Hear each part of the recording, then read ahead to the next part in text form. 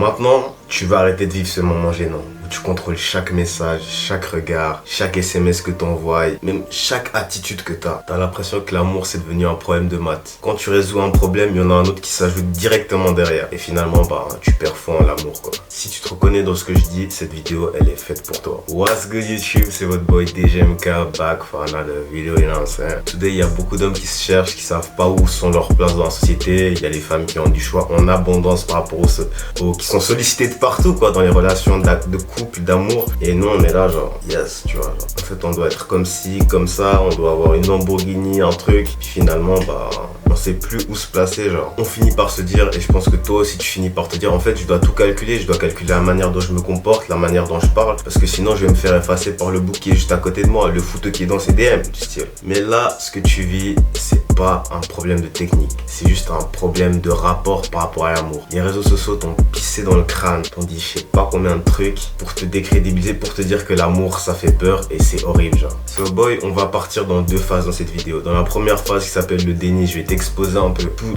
les problèmes et les erreurs que tu peux faire. Et dans la deuxième phase, on va voir exactement ce que tu peux mettre en place. La deuxième phase c'est la renaissance, donc reste bien jusqu'à la fin de la vidéo parce que tu vas pouvoir avoir ces techniques pour justement sortir de cette bulle, sortir de cette frustration de se dire merde quoi. Genre l'amour j'y crois plus en fait. Numéro 1, l'amour n'est pas mort. Les réseaux sociaux comme je te l'ai dit juste avant, ils veulent te faire croire que l'amour, il n'y a plus d'amour, genre c'est la consommation, tu peux aller voir qui tu veux, quand tu veux, et c'est ça la société de maintenant, alors que c'est faux. Les réseaux sociaux peuvent t'influencer, peuvent te montrer tout ce qu'ils veulent, mais ça pourra jamais remplacer une vraie connexion que tu as avec une vraie personne. Genre peu importe comment ils te disent de te comporter, peu importe comment ils te disent de faire les choses en soi, genre. So, numéro 2, beaucoup d'entre vous, vous prenez l'amour comme une béquille, vous dites, vas-y je dois absolument être en couple, c'est ça qui va me faire devenir un homme bien, c'est ça qui va me faire devenir un homme responsable, etc. Alors que en fait vous misez tout sur le fait d'être en couple, d'avoir une copine. Et quand vous faites ça en fait, les gars, genre comment vous dire en quelques mots, mais vous mettez l'amour genre sur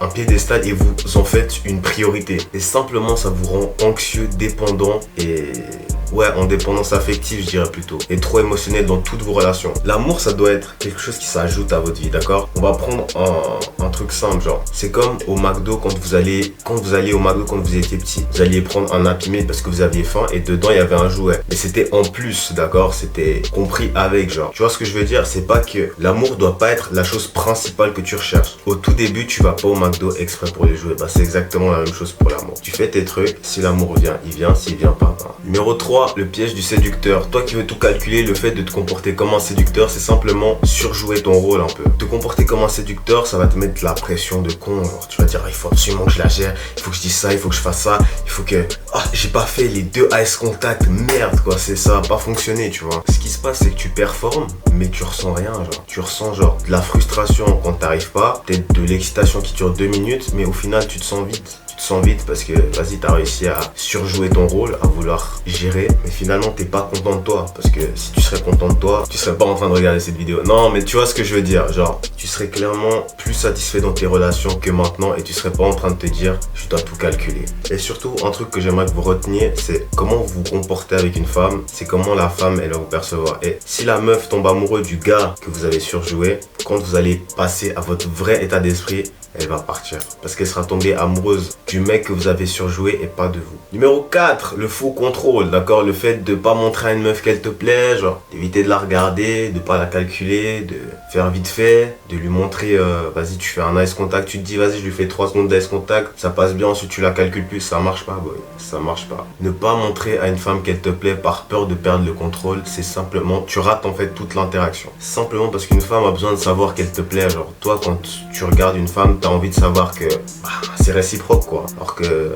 voilà, mets-toi à la place de la meuf qui est en face de toi simplement. Là on va passer à la deuxième phase, du coup la renaissance. Donc là comme je t'ai dit, je vais te redonner une direction, vraiment. Parce qu'il y a beaucoup de boys dans les commentaires qui me disaient que ouais, ils avaient un peu perdu foi en l'amour, ils avaient peur de tout calculer. Donc là on va exactement voir comment vous pouvez changer ça, d'accord les gars? Numéro 1, du coup ce sera là, on va faire ça par étapes. Du coup c'est la première étape, c'est la direction. La direction c'est trouve quelque chose qui te fait vibrer, trouve un truc qui te plaît, d'accord? Pourquoi je te dis ça? C'est pour simplement que tu te dises j'ai ma vision, j'ai ce que j'ai envie de faire, que ce soit des projet, des études, du sport. Vraiment un truc qui te fait vibrer, genre. Un truc tu te dis c'est ça que je veux faire, genre. Tu peux vouloir devenir médecin, mais toi à fond de tes études de médecin. Simplement pour pas penser que l'amour doit être en priorité dans ta vie, genre. Clairement pas. L'amour, comme je t'expliquais juste avant, peut-être que je me répète un peu, c'est un plus et c'est pas ce que tu dois mettre en priorité dans ta vie. Quand tu comprends ça, l'amour devient plus une urgence, mais une chose qui s'ajoute à ta vie. L'étape numéro 2, c'est prendre soin de soi. Rien n'est plus indispensable et n'est plus bénéfique que prendre soin de soi. Coupe tes ongles, coupe ta barbe, va faire tes contours, va faire du sport. Sois en bonne santé, sois fier de qui tu es. Pas pour plaire, mais simplement pour te respecter toi-même, pour t'aimer simplement. Parce que si tu t'aimes pas, personne va le faire à ta place. Et si tu t'aimes pas, espère pas que quelqu'un va t'aimer. Et si c'est le cas, et si ça se passe, tant mieux pour toi. Mais crois-moi que quand t'auras le cœur brisé, tu vas l'avoir 15 fois plus que si tu t'aimes. Numéro 3, arrêtez de performer. Enlève dans ta tête cette petite voix qui te dit tu dois faire super bien les choses. T'es pas parfait, t'es pas... Je vais vous dire un truc, moi qui suis perfectionniste dans la vie, qui aime que tout soit fait correctement, des fois c'est pas possible, genre. Et tu peux pas tout le temps être en contrôle de tout ce que tu fais. Du coup l'étape 3, c'est arrêter de performer, arrêter de penser que vous devez jouer un rôle, vous devez être parfait de A à Z. J'avais cette peur là justement de jamais être parfait et de pas bien me comporter, de pas avoir fait un bon eye contact, etc. Arrêtez juste. Dites-vous juste, est-ce que la personne me plaît, oui ou non? Si elle te plaît, ok, bah elle te plaît et c'est tout, genre. Et c'est ok qu'une personne te plaise. Et la numéro 2, c'est est-ce que je lui plais? Comme ça, il faut que ce soit réciproque aussi, tu vois. Si toi, comment dire, tu vas pas mettre de l'énergie dans quelqu'un à qui te plaît, mais à qui tu lui plais pas. Je sais pas si c'était français ce que j'ai dit. Numéro 4, oser montrer. Vraiment, ça c'est aussi un des principes les plus importants. Ose montrer qu'une personne te plaît, genre. Regarder une femme parce qu'elle te plaît, rester un peu plus longtemps que d'habitude, être un peu déstabilisé, c'est pas grave, genre. C'est pas grave. Ça va pas faire de toi une personne une merde, ça va pas faire de toi une personne pas charismatique. Au contraire, ça peut même te rendre encore plus attirant, vraiment. Parce que t'es simplement vivant et connecté à tes émotions. Même si, vous le savez, je vais pas trop en parler non plus, hein, on n'est pas là pour discuter pendant 15 ans, mais tu peux contrôler tes émotions, mais tu as le droit de montrer à une personne qu'elle te plaît, c'est la base en fait de la séduction. Et la dernière étape, l'étape numéro 5, et on a fini, c'est le cadre. Pose un cadre directement dans la relation, vraiment. C'est ce qui va te sauver la vie, ce qui va t'éviter de faire tous ces calculs. Comme je te disais, un cadre, c'est les règles que tu mets en place et ce que tu veux et tu veux pas dans ton couple ou dans le flirt, genre. Le cadre, ça se met pas quand tu te mets en couple, ça se met déjà bien avant, quand tu parles avec la personne, quand tu la vois. Ce qui m'a permis aussi de pouvoir être sûr dans mes relations et de pouvoir sortir de cette phase de calcul, c'est simplement de me poser ces 5 questions. Donc, prends un carnet, prends ton application note, mais retiens bien ces 5 questions parce que c'est très important. Qu'est-ce que j'accepte de sa part? Si elle me met des vues, si elle me met des remis, si elle me manque de respect, si elle me parle pas, genre, ça c'est important que tu saches pour toi. Ces questions sont pour toi, hein. Et ensuite tu te poses la question, c'est quoi ma réaction si elle respecte pas si elle respecte pas ça, genre. Troisième question, c'est quoi mes limites dans mes relations, que ce soit en amitié, en amour, en flirt. T'as capté, c'est quoi tes limites? Jusqu'à où la personne elle peut aller pour que...